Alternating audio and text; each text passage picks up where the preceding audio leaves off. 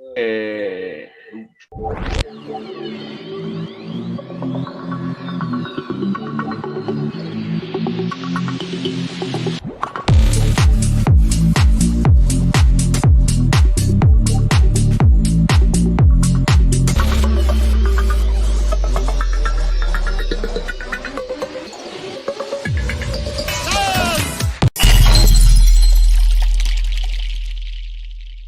I'm gonna start actually recording and doing electrical volt tests and whatnot on the different plasma capacitors and coils and magnetic structures that I've made as well. Shape is magnification, shape is resonance, and there is energy in shape. This tetrahedron I made just wrapping copper around this 3D printed one my friend made, putting the aluminum around it, just came to me one day. Every single person that's ever held it, when you put your hands over it, it starts generating heat underneath you, and like it gets so hot people can't hold it. And that's just copper and like tin foil, yeah? It's copper in triangle in tetrahedrons. Like I have to remake this one. It's bent now, so I'll show you the inside. And that's well, if you can solid see, it's as well, like obviously. It's tetrahedron within tetrahedron. Exactly, right? And it's the structure of the universe and of dimensions, and it ties back into Walter Russell's octaves, as well as my Sir Isaac Newton research, and the famous painting with like the circle within the triangle within the square, and it keeps going up each dimension, and along it's the harmony of the spheres as well. It's the octave path in Walter Russell's vortex-based periodic table, and it goes back and forth, and the elements, when they're forming, take shape in order of whether they land in like a tetrahedron or a cube or a sphere or a rod, like whatever dimension number it is, right? And that's why you have the families of the elements as well, because they line up in that octave as it goes around. Cool. So they self-assemble almost like cymatics. Esoteric painting. Sorry. Yeah, and there's one really famous painting. I think it's actually associated with Sir Isaac Newton, of like a guy out in like a patio. There's a wall, and then there's like a compass, like the two arms going down into the circle and the triangle and the square, and then down by his feet there's a level, like a L bar, and then there's also, not too many people see it because it's small, but there is the hexagon, the pentagon, the octagon, the septicon as well, and it's showing the anode and the cathode going into the formation of the electrolysis cold fusion, and then how the element is going to form can be calculated on where it is in the vortex shape, whether it's in the first ring, the second ring, the third ring, and then what shape in the levels of shape geometric dimension they are, and that gives you your proportion. So it's actually an analog system of super advanced mathematics that the ancients understood, and it has to do with shapes incorporating it's literally the God code. It's the code of the universe, of how geometry and patterns and fractals and everything form and operate and structure. And so that's all to do with the base metals that you're using to turn into plasma, yeah? Like that depends what shape it will reach. So, because like as in the periodic table, that would mean that all metals basically are. Yes. So Walter Russell drew a much better, realistic, accurate periodic table, and it is a vortex spiral going like larger and larger and larger out, and it's in that octave, so each family fits within it, and it's the perfect resonant. I'll be doing a full class on it, basically. Yeah. We'll need to get into that. It's going to be part of a few lectures. Don't want to confuse people, but basically we have like a 7 octave music scale, and that all represents resonant frequency, and within those different frequencies, and different elements it also due to their vibration. Yeah? Sound as well. The sound, yeah, like and sound as well. Cool. And shape, and of these course. These are energies that are everywhere in the universe and can be turned into electrical energy so easily in so many different ways, but it's been blocked out of our knowledge because that is free energy. And when they say, ooh, free energy is impossible, no. Joseph F. Farrell says it best in an interview with Al at Forum Borealis, The Alchemy of Zero Point. And he says that the key to 0 point energy is a multi-dimensional circuit. And see what that is you're turning light or you're turning sound energy into electricity. It's an open circuit coming in. And so it's so simple, yet we've been taught and tricked not to understand it. And the thing is India, China, all the countries that we've shipped all our waste to, which are these amazing technological pieces of equipment, they get to scrap it, and then they're the ones that have figured everything out. They're actually now years ahead of us. If you check out, there's probably 50 YouTube channels between the South Asia countries that have 2 to 4 million followers each, and they're putting out a free energy device a week. So that's something I'm going to start doing, is reviewing them and taking them apart and trying to make them ourselves and replicating them. Awesome. And I'm going to start with simple ones and work our way up. Yeah, no, I've seen quite a few of those Indian guys, and with their alternator electric engines. You got. They were running drop the saws. key with that is gyroscopic motion. It's gyroscopic motion, like your fidget spinner, but fidget spinners, you have to get the ones with bearings within it. The ones that are fake, they just have a plastic ring. That's not giving you that extra gravitational forces of rings spinning within rotation, within rotation, within rotation. Oh, is that why you can actually feel the gravitation within it. Yeah, if you get the ones with actual ball bearings within them. Okay, and so just doing that, you can generate electrical energy. There's more to it, but you have to build a bigger open circuit. So something where you attach like a magnet and a speaker along to it with a couple of coils, where then you're taking sound energy in, and then it's amplifying the current of the sound going into the system, and then from there you have a transformer in to one motor, and then the other motor with the ball bearings going, and then once you have it up and connected, it should technically keep itself going and have a little bit of over in it, pulling the energy in from the sound energy of the environment. Radio, solar does it with light waves, and you can do it with heat waves as well, and also hydro, right? So it's like that's something I'm going to be working a lot on, is replicating. I also have a ranch with a creek out in BC, so we will eventually start trying to do a couple hydroelectric projects too, with old washers and nice stuff like that. Because it seems that was a big tech in the old world, like water wheels, but also they seem to be funneling water from rivers and canals through tunnels.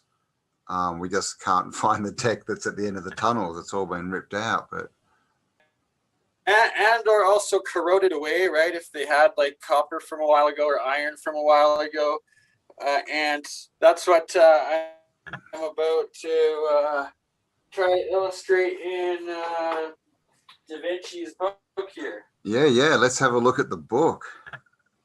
And so Leonardo, he was 1400s. Is that correct? 1400s. Yep. Cool. Got the old typewriter there. Homage to my mom. He used to own a typewriting company. All right. That's bear claw. How well can you see this? Yeah, pretty well. Pretty well? Yep. The light's pretty good there. Yep. Can see the bear and. Yeah, so that's like bear claw. And then there's so many suspicious things in here. So what's this book called? It is Leonardo da Vinci Sketches and Drawings, Frank Zollner. Ah. My mom bought it for me when I was younger, and like it's advanced physics and engineering like no other. And the most advanced ones that were allowed in here, like all the trolls and stuff, the different other creatures, it's something else. But the very advanced, see, like look at this, these monsters and stuff, 1500s. Where are they getting the minds for this? Unless it's always been around. And like such advanced anatomy, it is crazy, but the engineering is beyond next level. So I pointed out that bear earlier, and then look at this. That is a human with a vampire-like claw. All of these, and they're trying to claim these are bears, and it's like that's why I know what sort of monster was this actually? Like, oh man, just rabbit holes after rabbit holes. Oh, sorry. Oh, wow. Oh, right.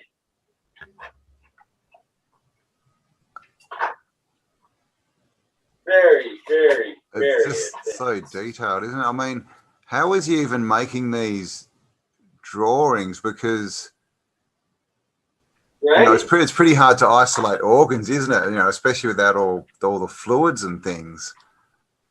Right. Some are stamped, but the real advanced ones have the craziest of stamps. Oh, as well as studies of landscapes, water, and natural catastrophes. That is a huge thing. Up until World War I, all history was taught that of catastrophism as opposed to this bullshit continental drift, as well as the fact that everyone was taught that Atlantis was our real history and Lemuria.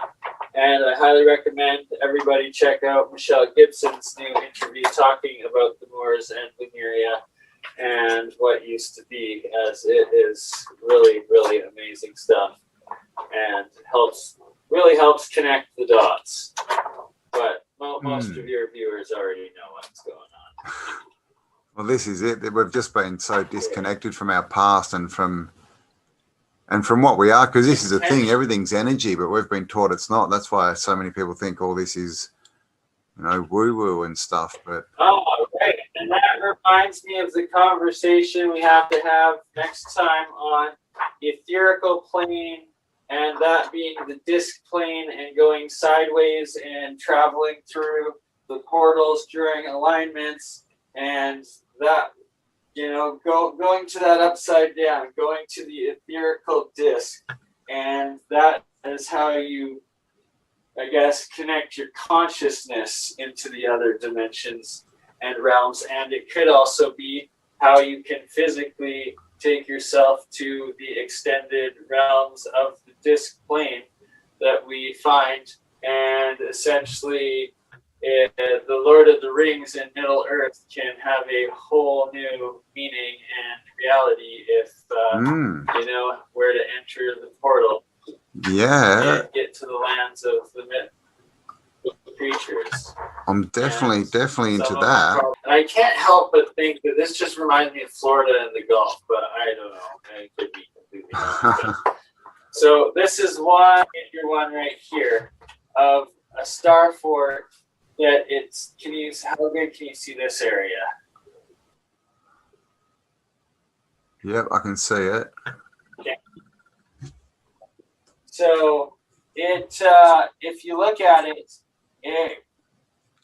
really kind of looks like a modern day nuclear centrifuge or like a reactor of some sorts with the two connected spheres going down, water all around it. And with this design here, that is your modern, like, what is it, like the laser and the Caesar, the lung sort of thing where it resonates around, just like in cathedrals, right? It's all straight advanced technology. So it looks at this point like they've inherited it. It's still in its shape, but they probably don't know how to operate it. And the cathedrals is, so Paul and I are going to be putting together one hell of a presentation on decoding the domes, and his video today, it's connected so many dots. But basically, each spire has certain of these alchemy symbol of the planets and the metals. These guys.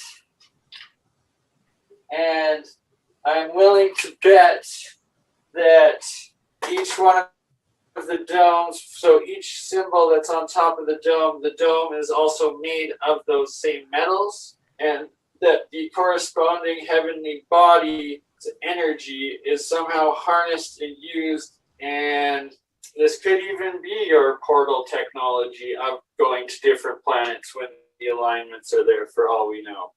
And it most likely is, and at the very least, it's a way, way more advanced energy system of harnessing and creation and all sorts of things. And so your Antiquitech at the bottom, and he's got numbers with the rotations. You have coils, it's all resonators, it's all capacitors, and it's all generators.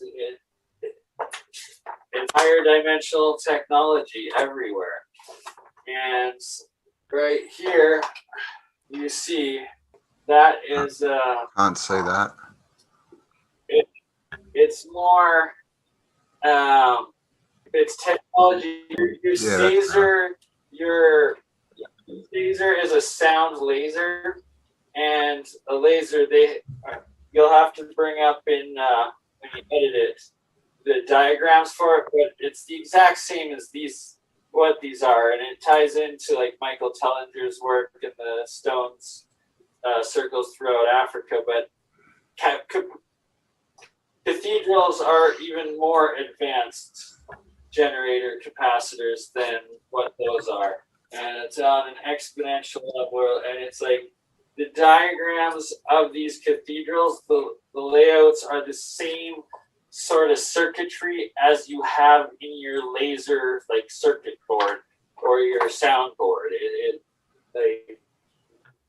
This is just insane. And so they're big, resonators. But it's also electromagnetic current. The way they had the iron to steel running through, the way they had the copper, the way they had the glass plasma tubes, the gold wires, the silver wires, all of it, and the mirrors. Mirrors are also a huge way. The mirrors and light are a way to go sideways in portals in a lot of ways. I believe there's a whole other level of that. So does it's like these look like the. Sorry, does Earth have like a metal? Like is Earth, because all the planets that we say, right, I thought that too, and I believe that Earth could be zinc. Zinc. So as far as portal technology, people can use that to come here, and we can use the other frequencies to go somewhere else. Most likely, some sort, right? And like, did I go over with you yet on like when I left using silver on silver with a little bit of copper monoatomic for several months straight, and how the production of the monoatomic silver waxed and waned with the cycle of the moon, as well as when there was a super moon, actually filled the entire bucket. So it's like it directly proved, like scientifically can be reproduced. Experiment that ties moon, which in the alchemical metals is silver, to the metal itself and its forces. So I want to do more experiments with these metals and where their positions are in the heavenly bodies. Wow. And that is why I think there is so much more to it. Wow. So there could be something with gold and sorry, there could be something with gold and like equinoxes and things. Gold is silver is the moon, copper is Venus, iron is Mars. Those are all the closest. So tin there's is Jupiter. Is sulfur, lead. And there's better times to grow all these different monoatomic metals, basically. As well as the energies of them, right? And if copper is Venus, which we use for electricity, gold is the sun, moon is silver, right? We are using all of those, and iron being Mars, that's magnetism as well, right? So that's Ed Leeds skull in Coral Castle, and that's why I also want to collaborate with Vinny Vincent there about Ed valued the lunar cycle more than anything, right? But he also did Saturn and a couple others in there, right? So I think he was onto it as well. Because he's got all those, all like the half moons and symbols and planets carved everywhere.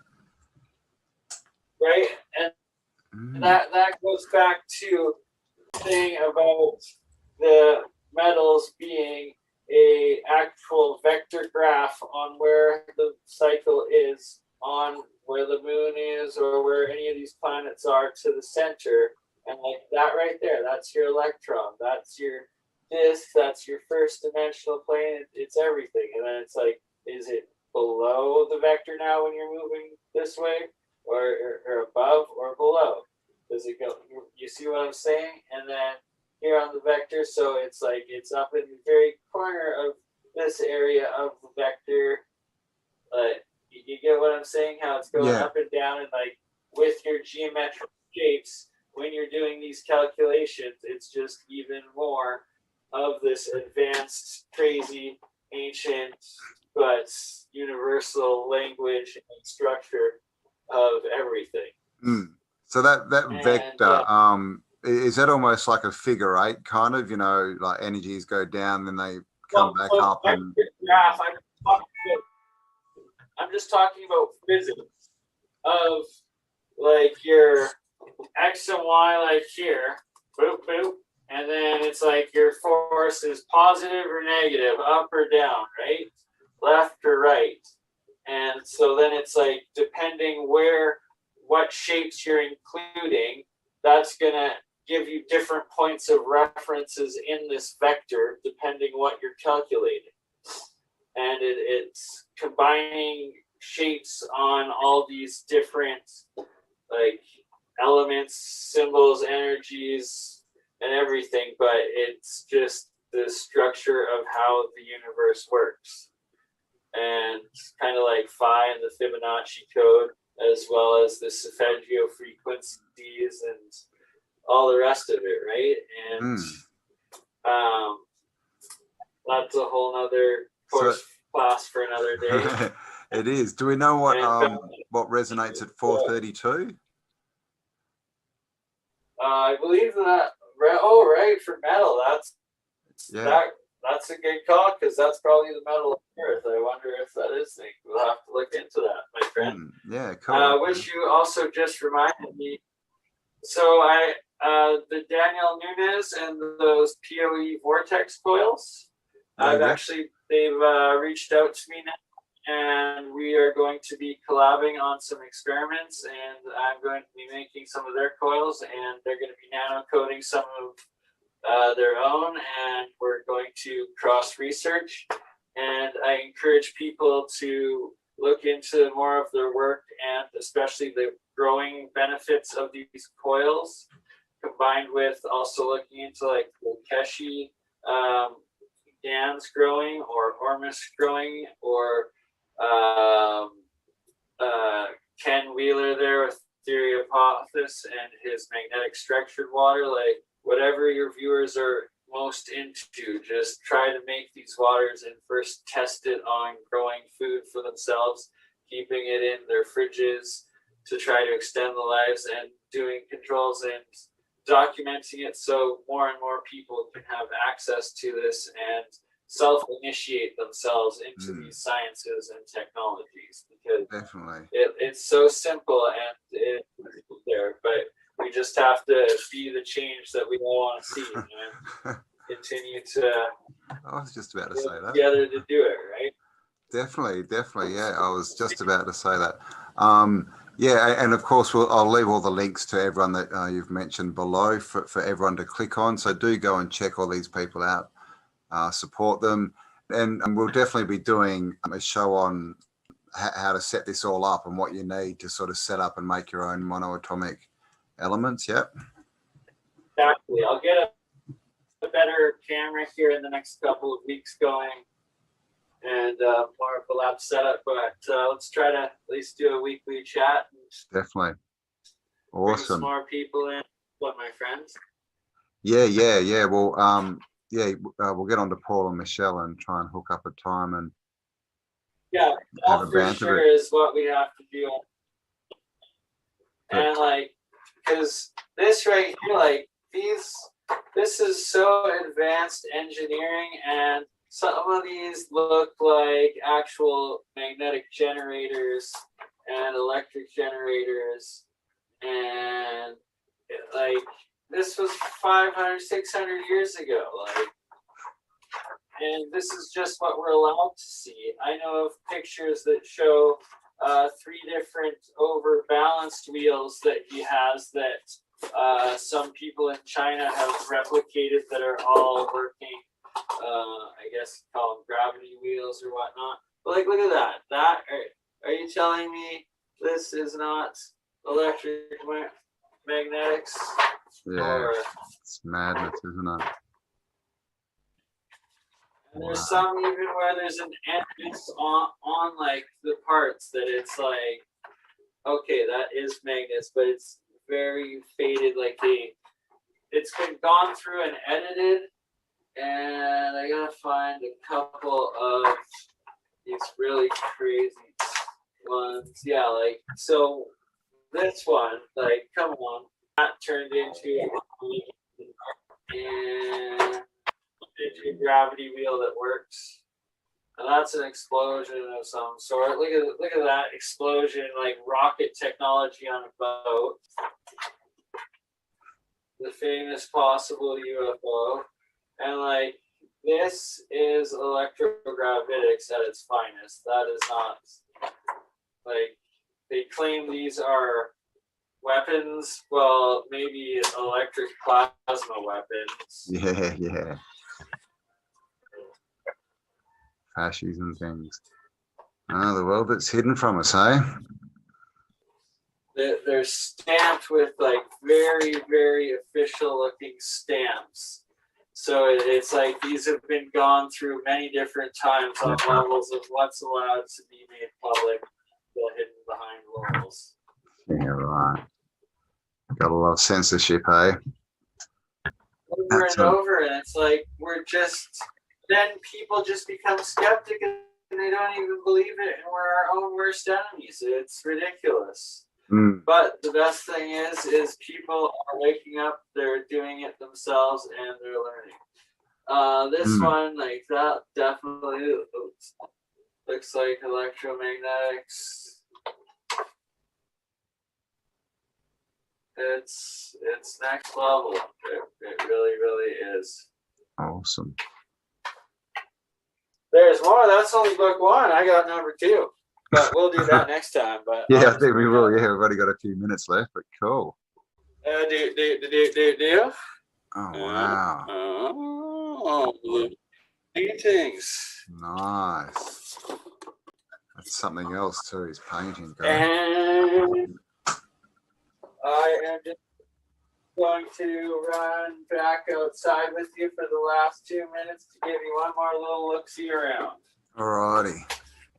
Basically, I got another guy, Rick Lambert, good friend that he's electrical engineer. He's also made some of those PoE coils and experimented a bunch with the arpeggio frequencies, and he lives mostly off grid. So I have some solar panels and some car batteries, and I have a whole bunch of different Christmas lights and festival lights left over that I'm going to be making a giant grid of solar panels with the lights first hooked up to start sharing how to make your own free energy, even if it's just little things at a time, but it's to teach everybody their own self-sufficiency. So at the very least, if power goes out, you'll still have some lights to be able to have at night, like definitely. I mean, and we've got to start, and it's just going to go up from there. Yeah, maybe everything's supposed to be on its own circuit, connecting different plasma batteries to each other.